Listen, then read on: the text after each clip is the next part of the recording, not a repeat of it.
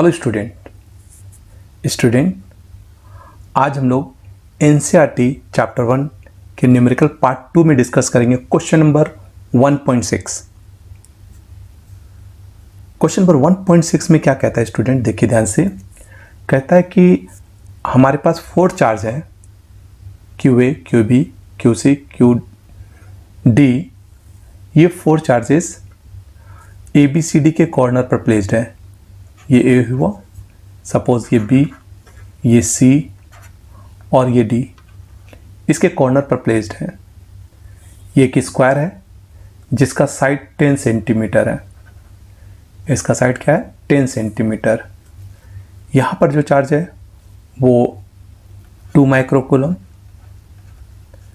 यहाँ पर -5 माइक्रोकूलम, यहाँ पर +2 माइक्रोकूलम और यहाँ पर -5 माइक्रोकूलम। तो क्या करना है कि इस चार्ज के कारण इस स्क्वायर के सेंटर पर एक चार्ज प्लेस्ड है। इसकी जो सेंटर है, इस सेंटर पर एक चार्ज प्लेस्ड है। ठीक है, इस सेंटर पर, यानी ये अगर सेंटर है तो यहाँ पर एक चार्ज है। इस चार्ज को Q0 मान लो, 1 माइक्रोकूलम। तो आप इस चार्ज पर हमें फोर्स निकालना है इनके कारण। तो इसके लिए हम लोग क्या करते हैं, प्रिंसिपल ऑफ सुपरपोजिशन यूज़ करते हैं। अगर स्टूडेंट आप लोगों ने मेरे प्रिंसिपल ऑफ सुपरपोजिशन के लेक्चर को नहीं देखा है तो प्लीज़ सबसे पहले उस लेक्चर को देख लीजिए, जिससे ये क्वेश्चन समझना ईजी हो जाए। प्रिंसिपल ऑफ सुपरपोजिशन में क्या करते हैं हम लोग कि जिस चार्ज पर हमें फोर्स निकालना होता है due to number of charges, यानी प्रिंसिपल ऑफ सुपरपोजिशन तब यूज़ किया जाता है जब एक चार्ज पर नंबर ऑफ चार्ज के कारण फोर्स निकालनी हो। तो मान लो ये एक चार्ज है, इस पर ये सारे चार्जेस हैं, इनके रिजल्टेंट फोर्स निकालना है। तो इसके लिए पहले इंडिविजुअल फोर्स निकालेंगे और उनका वेक्टर सम करेंगे। लेकिन देखिए स्टूडेंट, अगर मान लो इसके ऊपर हमें फोर्स निकालना है, ये Q0 पर जो सेंटर पर प्लेस्ड है, तो इस चार्ज का हमें हर एक चार्ज से डिस्टेंस देखना होगा। तो क्योंकि ये सेंटर पर प्लेस्ड है, इसलिए जो डिस्टेंस होगा वो डिस्टेंस हर एक चार्ज से सेम हो जाएगा। और वो डिस्टेंस हम लोग कैसे निकालेंगे, तो ये जो हमारा R होगा, ठीक है, ये जो हमारा R होगा, ये R हो जाएगा D डायगोनल बाय √2। ठीक है, बाय 2, सॉरी नोट √2 बाय 2 है ना, डायगोनल का हाफ हो जाएगा। तो डायगोनल होता है हमारे पास A√2 डिवाइडेड बाय 2। तो ये आ जाएगा आपका 10√2 डिवाइडेड बाय 2, तो ये हो जाएगा 5√2। ये डिस्टेंस इक्वल होगा। अब देखो, अगर मान लो आप इस A के कारण इस O पर फोर्स निकालते हो, तो देखो ये प्लस है और ये भी प्लस है। तो ये जो फोर्स होगा, इस फोर्स को आप लिख दो F0A। F0A का मतलब है force on note applied by A। उसी समय आप इसके सेकंड कॉर्नर का फोर्स निकाल लो। तो ये जो इसके कारण इस पर जो फोर्स होगा वो फोर्स भी रिपल्सिव होगा, क्योंकि ये भी प्लस है और ये भी प्लस है, तो रिपल्सिव होगा। तो ये फोर्स निकालिए F0C। अब देखो स्टूडेंट, यहाँ पर आप क्या देख रहे हो कि ये जो डिस्टेंस है ये R है और ये 1 माइक्रोकूलम, ये 2 माइक्रोकूलम।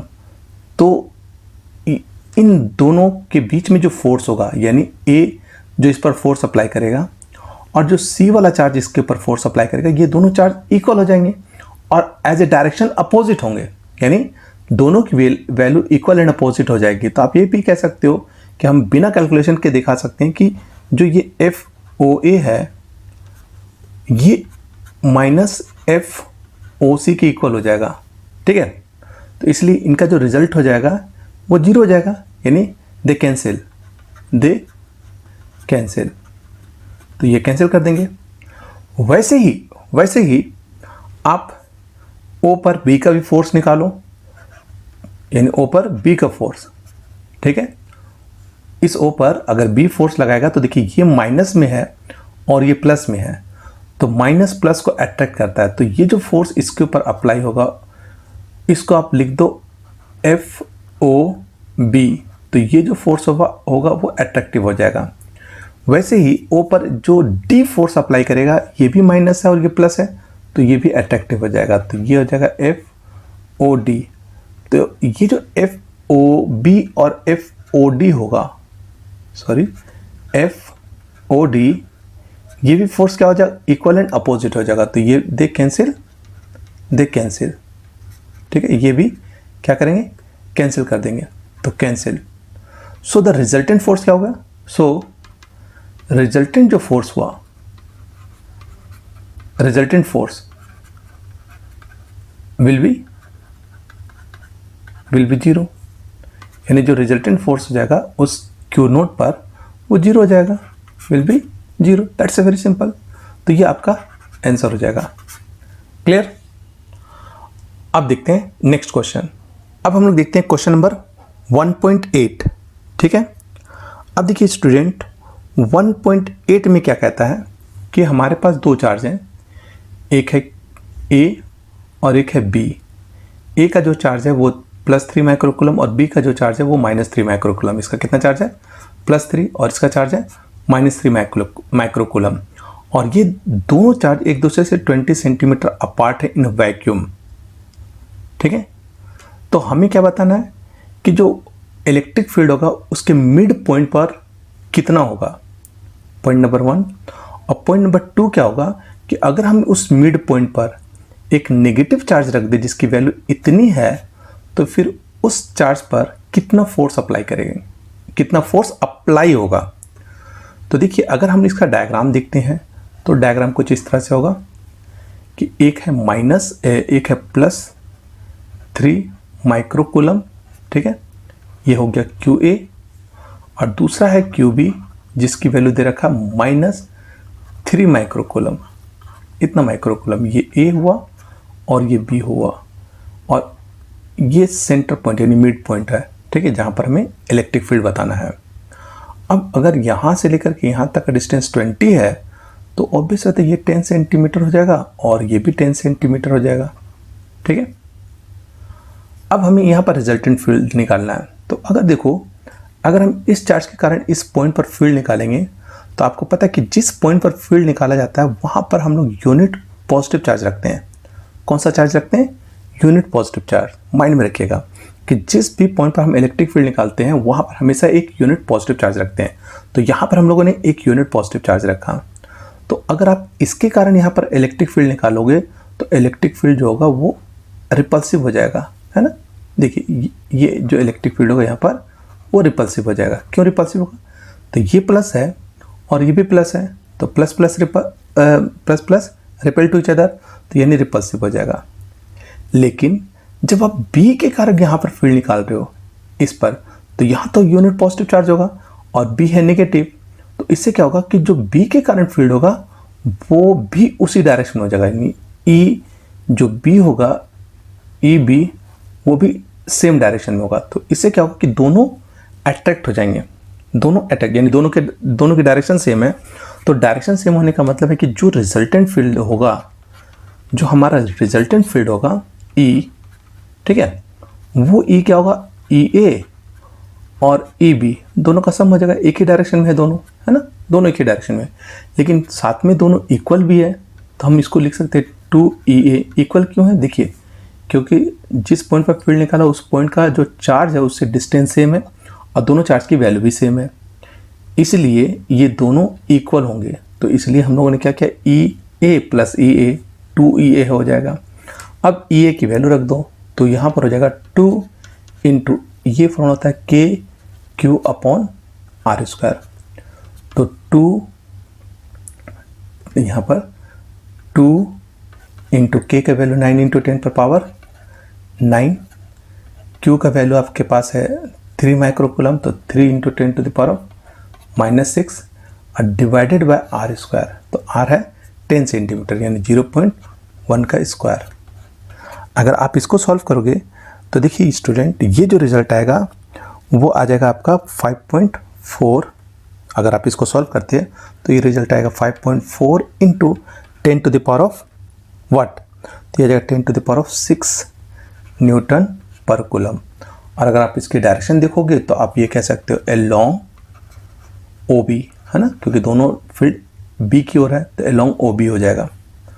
अब इसमें एक क्वेश्चन और है कि अगर मान लो इस पर हम लोगों ने एक कोई चार्ज रख दिया उसी पॉइंट पर 1.5 इंटू 10⁻⁻19 कूलम का, तो फोर्स कितना लगेगा। तो इसके लिए देखिए, अगर मान लो हम लोग को पता है कि बी पार्ट में क्या कह रहा है कि जैसा कि हम लोग जानते हैं कि E का जो फॉर्मूला होता है वो F/Q होता है, तो therefore F is equal to Q into E हो जाएगा, है ना। तो ये हुआ चार्ज जो हमने प्लेस किया है, तो वो नेगेटिव में है। कितना है चार्ज का वैल्यू, तो ये जो चार्ज हमें हमारा प्लेस्ड किया गया है, ये चार्ज है हमारा 1.5 इंटू 10⁻⁻6 -9 है, ठीक है। और इनटू जो हम लोगों ने E की जो वैल्यू निकाला है वो हमारे पास कितना था, 5.4 इंटू 10⁻6, ठीक है। अब आप इसको सॉल्व करोगे तो ये जो रिजल्ट आएगा, देखिए ये वाला फोर्स है माइनस, ये जो चार्ज है वो माइनस में है, तो आप माइनस का साइन छोड़ दो, है ना। आप इसको सॉल्व करोगे तो ये जो रिजल्ट आएगा वो आएगा 8.1 इंटू 10⁻³ इतना न्यूटन आएगा।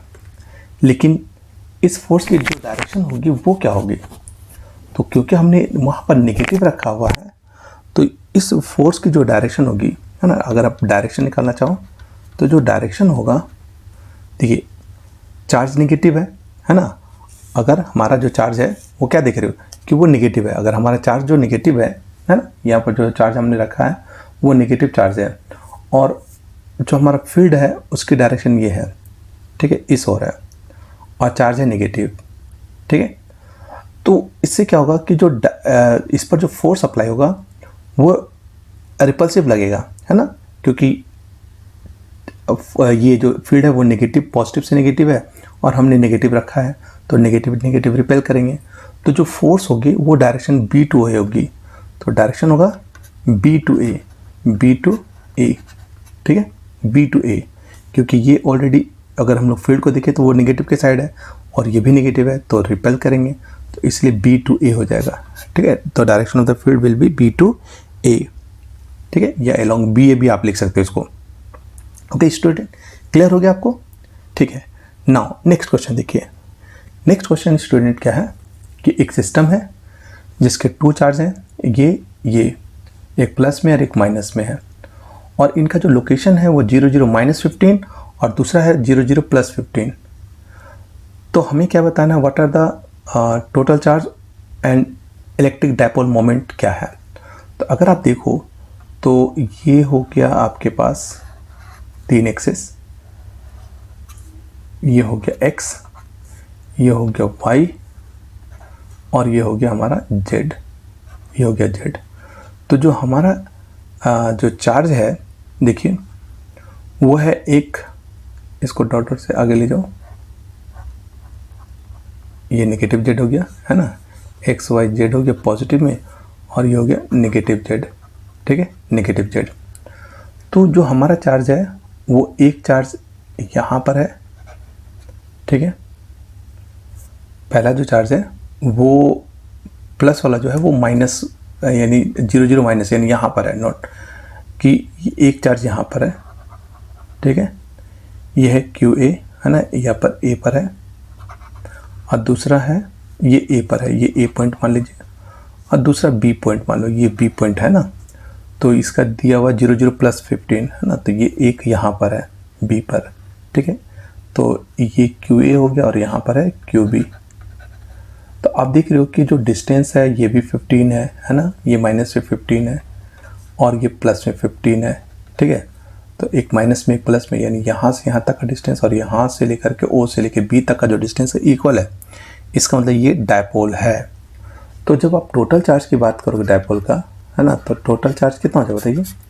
तो जो टोटल चार्ज आप निकालोगे, ठीक है, टोटल चार्ज, देखिए टोटल चार्ज क्या होगा, टोटल चार्ज, तो टोटल चार्ज ऑब्वियस है कि दोनों चार्ज का सम हो जाएगा, तो एक प्लस और एक माइनस है, तो जो टोटल चार्ज होगा वो 2.5 इंटू 10⁻⁻7 और एक हो जाएगा 2 इंटू 10⁻⁻7, तो रिजल्ट क्या हो जाएगा 0।